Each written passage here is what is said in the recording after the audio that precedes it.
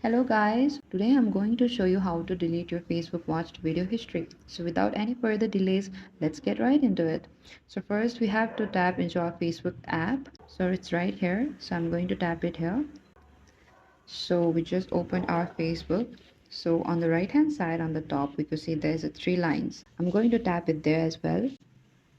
So we should scroll a bit down and we could see there's a setting and privacy, and we have to click on the setting and privacy there, and we could see also there's a setting right here, so I'm going to click it there as well. We came to setting and privacy, so let's scroll a bit down there until we found our your activity. So here we could see there's an activity log on the three lines. We could tap it there as well.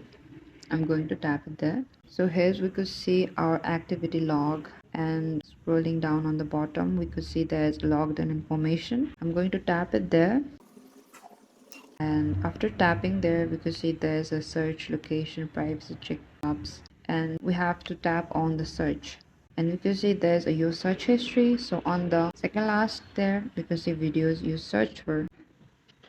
So here there's no videos popped out, but if you want to delete your videos, so you can simply just do the process just I did and come to here and delete the videos.